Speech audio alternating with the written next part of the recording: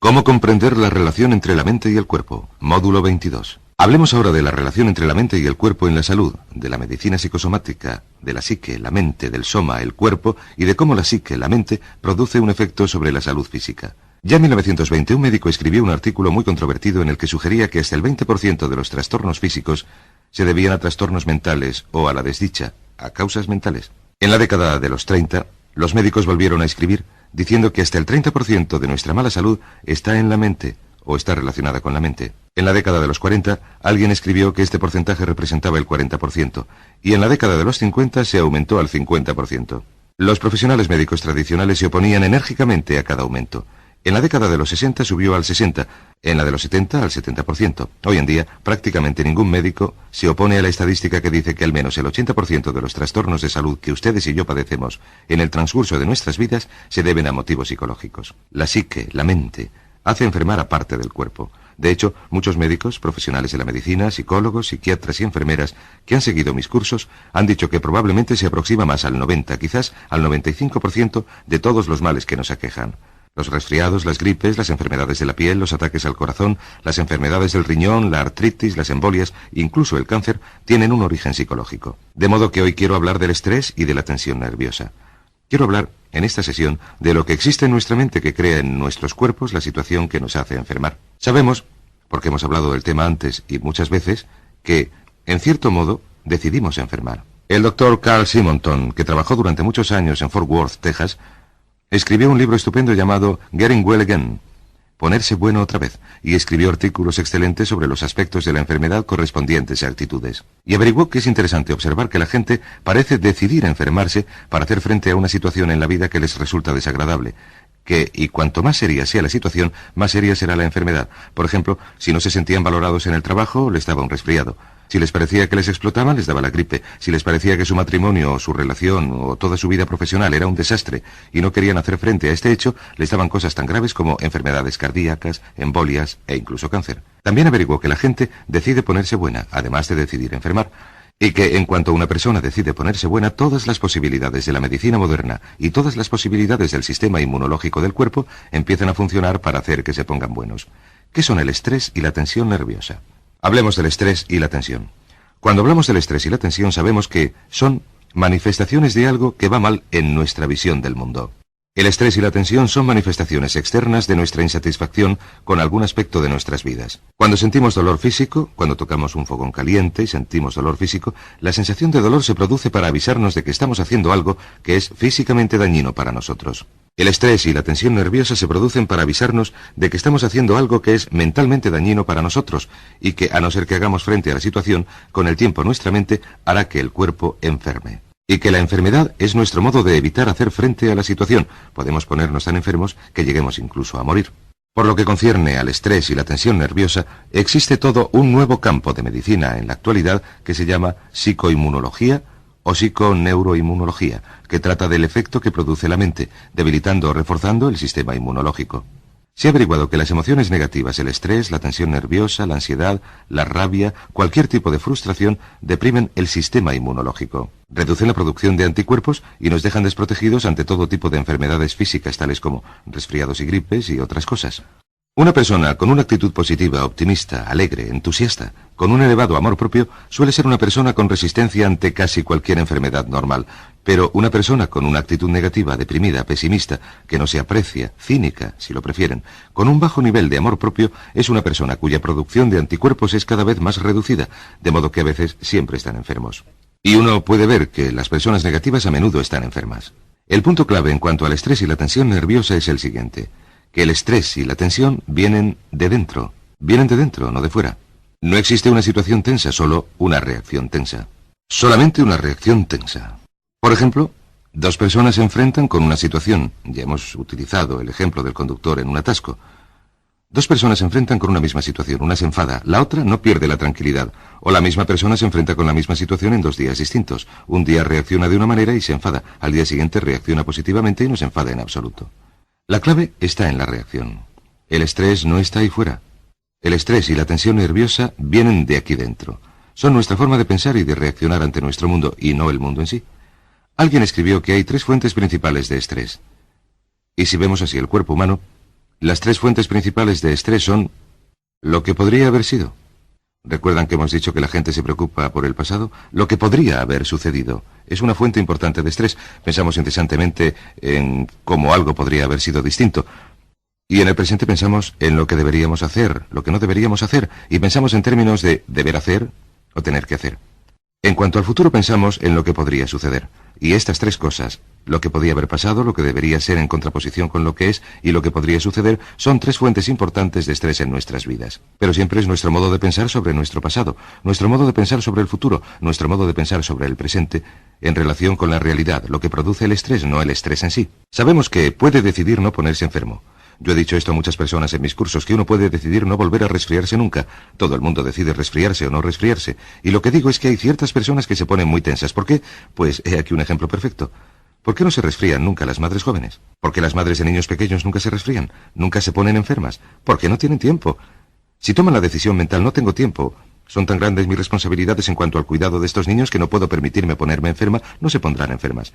Esperan a que los niños crezcan y vayan al colegio, a tener más tiempo, o a que sus hijos crezcan y se vayan de casa y entonces vuelven a resfriarse y a coger la gripe. De modo que uno puede decidir no ponerse enfermo o no resfriarse ni coger la gripe haciendo algo muy sencillo, decidiendo ahora mismo que nunca más va a tener un resfriado o una gripe. Sencillamente decídanlo ahora mismo. Yo no voy a volver a resfriarme nunca y la próxima vez que sientan síntomas de resfriado díganse: me siento estupendamente, me siento sano, me siento feliz, me siento estupendamente, yo estoy sano, yo no estoy resfriado. ¿Y saben lo que sucederá? El resfriado se irá a casa de su vecino, que cree en los resfriados, y les dejará a ustedes en paz. Y esto es un hecho. Pues bien, hablemos. Ya hemos hablado de la relación entre el estrés y la tensión nerviosa y la energía. Hay tres fuentes principales de energía, según la enorme cantidad de trabajos realizados a principios de siglo.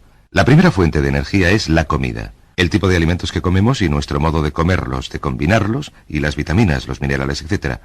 La segunda es el aire, nuestro modo de respirar, la profundidad con que respiramos, el tipo de oxígeno que respiramos, la cantidad de ejercicio aeróbico que realizamos. La cantidad y el tipo de aire es una fuente importante de energía. Y la tercera son las impresiones. Las impresiones son el modo en que encajamos lo que nos sucede en el mundo. ¿Recuerdan que hemos hablado de una reacción tensa? Una situación puede proporcionar energía a una persona. La misma situación puede deprimir a otra. Por ejemplo, una decepción o el fracaso de un negocio o algo que fracasa de manera provisional puede hacer que una persona se deprima y se fatigue. Y puede hacer que otra se llene de energía y vuelva a estar en situación defensiva. De modo que las impresiones, nuestra manera de percibir lo que está sucediendo a nuestro alrededor, son una fuente principal de nuestra energía, ya aumente o disminuya esta. Y uno de los trabajos más importantes que he leído sobre el tema es un estudio que dice que nuestro cuerpo es una máquina que genera energía, y genera energía de distintas calidades, como una refinería de petróleo. Y el mejor ejemplo que les puedo dar es el siguiente. Imaginen que su cuerpo ingiere alimentos crudos, solamente carne, patatas, verduras, etc., y que este es el alimento básico para la energía que hace funcionar al cuerpo. Y si el cuerpo ingiere 1000 unidades de alimento, pongamos, podemos decir que 1000 calorías o 1000 unidades de alimento se pueden utilizar a nivel físico, como es el caso en la mayoría de los países del mundo, donde todo se consume para el trabajo físico y al final del día la persona está agotada, sin nada de energía, o, según la civilización avanza, según nuestra civilización avanza, si no se consume en realizar un trabajo duro físico, entonces se refina más aún y va subiendo por la cadena de la energía y se convierte en energía emocional. Y se necesitan 1000 unidades de energía física para generar 100 unidades de energía emocional. Ahora bien, la energía emocional, nuestra vitalidad, nuestro entusiasmo, nuestra emoción, nuestro amor propio, nuestra alegría de vivir, etc., si la energía no se utiliza a nivel emocional, entonces el cuerpo continúa refinándola como si fuera una refinería. Imaginen que el nivel físico es el petróleo crudo. Se ingieren en crudo la carne y las patatas. El petróleo crudo en la refinería se refina y se convierte en el tipo de petróleo que se usa para el coche. Si no se consume allí, la refinería lo refina más aún, convirtiéndolo en lo que se llama energía mental. La energía mental es la energía que utilizamos para pensar. Todo esto no se puede demostrar a nivel científico, solo se puede a nivel intuitivo, haciendo referencia a la experiencia propia. Esto sería el equivalente de la gasolina. El petróleo refinado se refina más aún, pero se necesitan 1000 unidades de crudo para obtener 100 unidades de petróleo refinado, para obtener 10 unidades de gasolina. Y si no se consume a nivel mental, entonces se convierte en una unidad de lo que se conoce como energía psíquica, que a menudo se conoce también como energía creadora. Y esto es el equivalente, digamos, del gas para encendedores, una forma muy refinada de energía. ¿Qué sucede ahora? Pues bien, sabemos que si dedicamos mucha energía a un deporte o a trabajar en el jardín o a hacer cualquier cosa, al terminar el día estamos agotados. ¿No se han sentido nunca tan cansados al acabar el día que no quieren discutir, no quieren tomar una decisión, no quieren hacer nada? Sencillamente están físicamente agotados y se han quedado vacíos de energía. Pues esto se debe a que han utilizado toda su energía a nivel físico. Sin embargo, hoy en día, en la mayoría de nuestras profesiones o trabajos, no quemamos toda nuestra energía a nivel físico, de modo que asciende al nivel emocional. Cuando disponemos de energía emocional le buscamos una salida, y nuestra salida casi siempre consiste en nuestras relaciones. Podrían ser otras cosas, pero casi siempre son nuestras relaciones.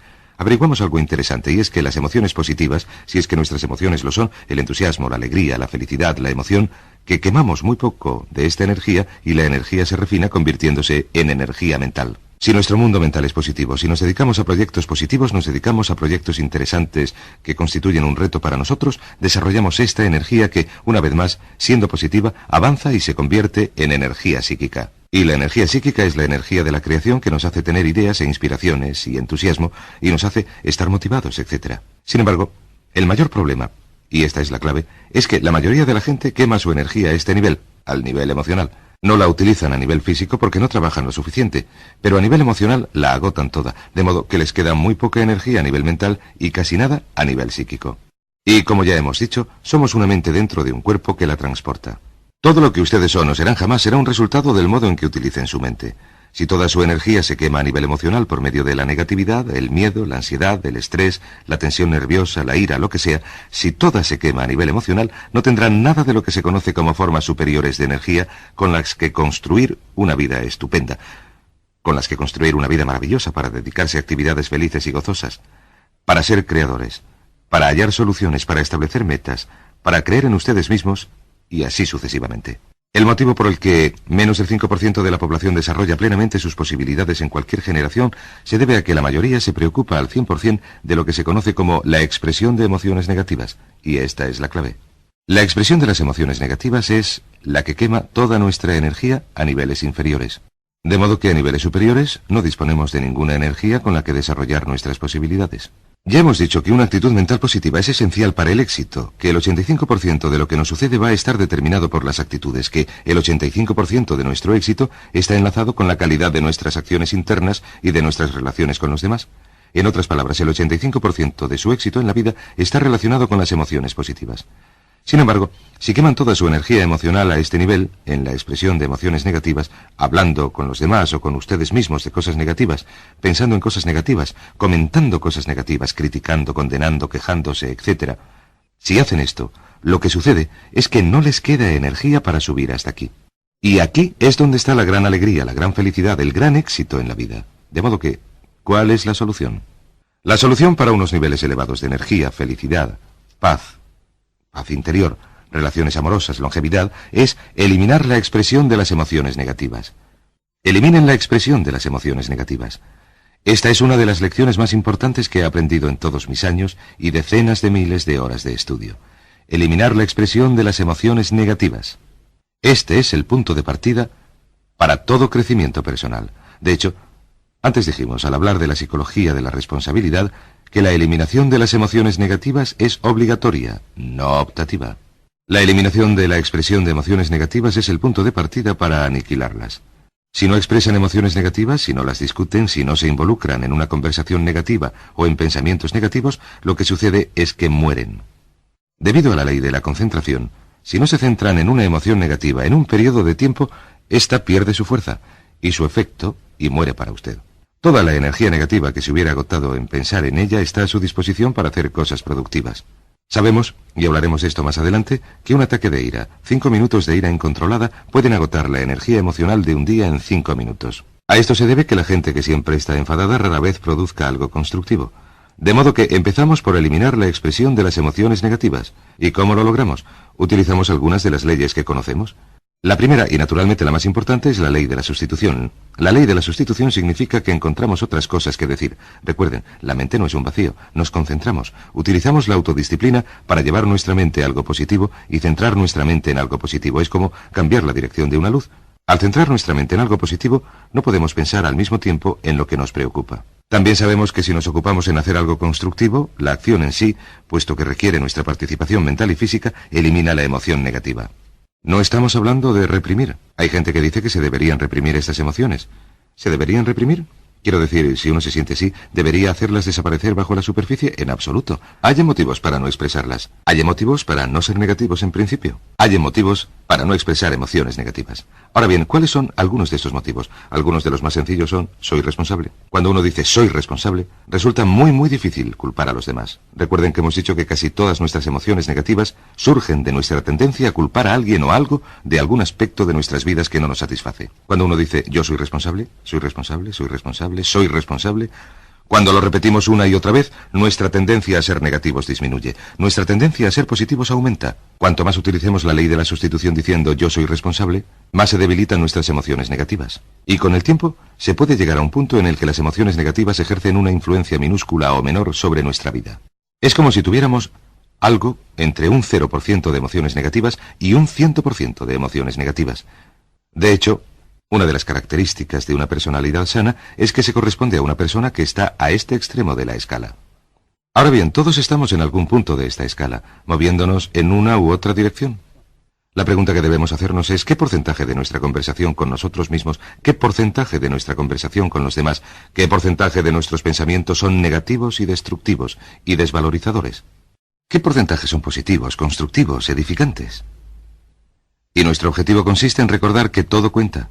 Que no es posible para ustedes o para mí crecer como seres humanos. No nos es posible evolucionar con nuestras emociones negativas intactas. Que el único modo en que podemos lograr nuestra potencialidad es dedicándonos continuamente a frenar la tendencia hacia la expresión de las emociones negativas. Muy importante llamada la ley del hábito. ¿Recuerdan la ley del hábito? La ley del hábito dice que, en ausencia de una influencia externa, continuaremos actuando igual indefinidamente. La expresión de las emociones negativas es un hábito. La expresión de estas emociones es la razón principal por la que la gente fracasa en lograr su potencialidad. La expresión de las emociones negativas es el motivo número 1 por el que la gente fracasa en la vida. ¿Por qué? Se debe a que la expresión es la manifestación externa de la condición mental interna. Según expresemos emociones negativas, y a veces las suprimimos o las reprimimos o las encerramos en nuestro interior, según suprimamos o reprimamos las emociones negativas o las exprimamos de manera externa, producen exactamente el mismo efecto. ¿Recuerdan que hemos hablado de la ley de la expresión? La ley de la expresión dice que todo lo que se imprime, se exprime. Esto significa que lo que imprimamos en la mente subconsciente, por medio de imágenes, de palabras, de lo que leemos, se exprime en nuestra realidad en el sentido de que se manifiesta y se convierte en parte de nuestro mundo físico. Pero también hemos hablado de la ley de la inversión. Recuerden que la ley de la inversión dice que, al igual que el estado objetivo crea el estado subjetivo, en otras palabras, que el logro de la meta nos produce la sensación de ser triunfadores, también la sensación de ser triunfadores nos permite lograr la meta. La ley de la inversión dice que todo lo que se exprime, se imprime. Así que lo que esté diciéndose a sí mismo o a los demás, lo está imprimiendo en su mente subconsciente y se expresará de manera simultánea como parte de su realidad. ¿Comprenden?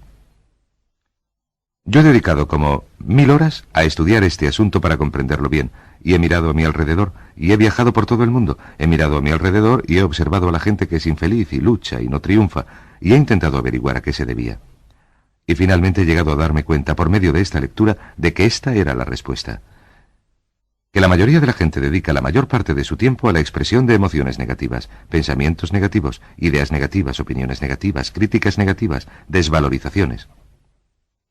A partir de la primera infancia, esto conduce a sentimientos de culpa, de inutilidad, a un amor propio reducido, al miedo al fracaso, al rechazo, al miedo a las pérdidas, al miedo a la carencia, al miedo a la limitación, al miedo a la mala salud, etc. La expresión de las emociones negativas es la clave para la comprensión del éxito y del fracaso. De modo que cuando ya lo hemos hecho muchas veces, cuando hablamos de la importancia de una actitud positiva, a veces la gente me dice, cuando charlamos del tema que estamos comentando, bueno, eso no es más que pensamiento positivo. Lo único que usted hace es pensar positivamente. Yo contesto, sí, pero el pensamiento positivo es igual a la salud mental. El pensamiento negativo es igual a la enfermedad mental.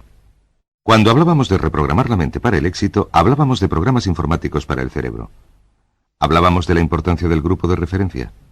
El grupo de referencia son las personas con quienes uno se relaciona.